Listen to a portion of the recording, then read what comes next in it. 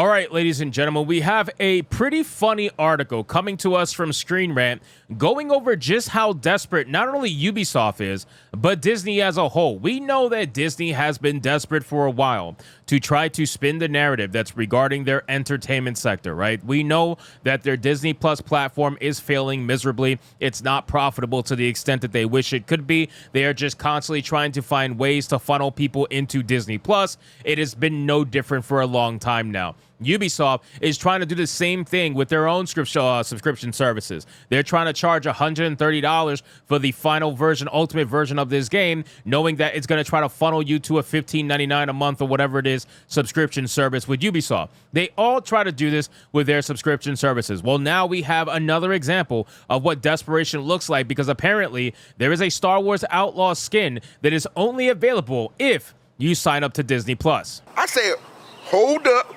Wait a minute.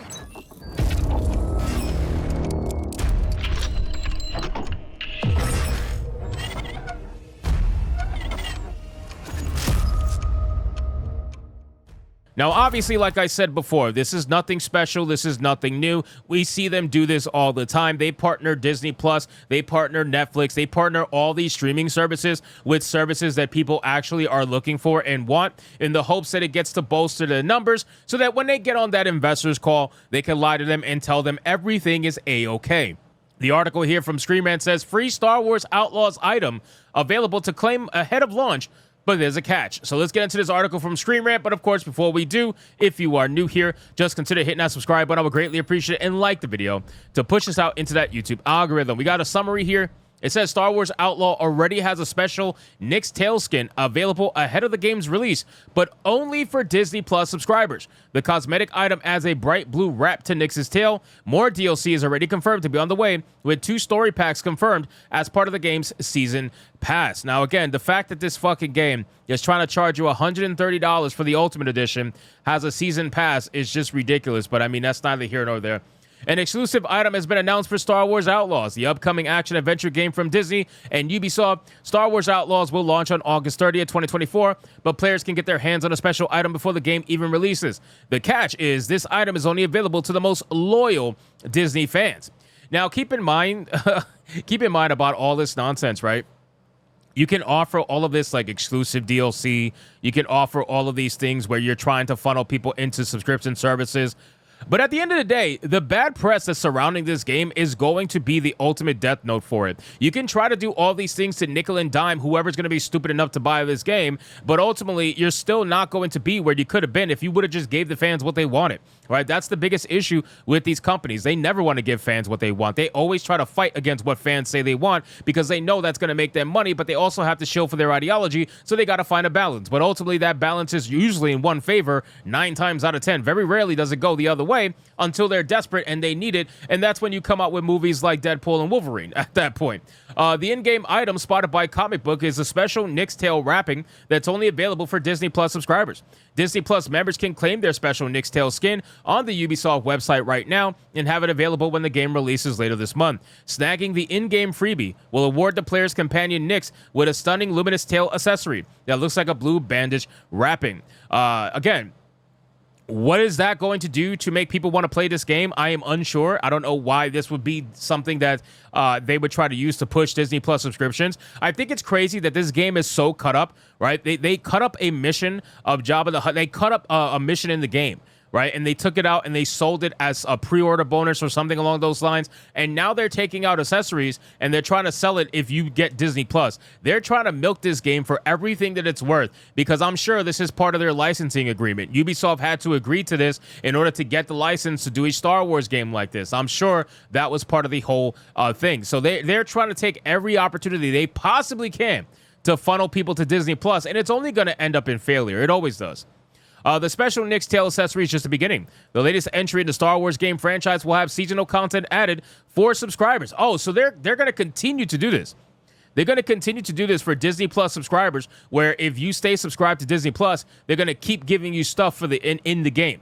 So this goes well past just an initial first subscription. They're trying to keep you for the long haul here. They're trying to do everything they can to bribe you to get Disney Plus. I mean, that's amazing. Why would someone want to pay like, what is it now? $14 a month, $15 a month for Disney Plus just so they can get an accessory in Star Wars Outlaws? Like, I don't understand. I'm sure there's people out there that will do it, but how many could they possibly be? I think it's insane, man. I don't know. I'm sure there are some people that are definitely out there that'll do it, though.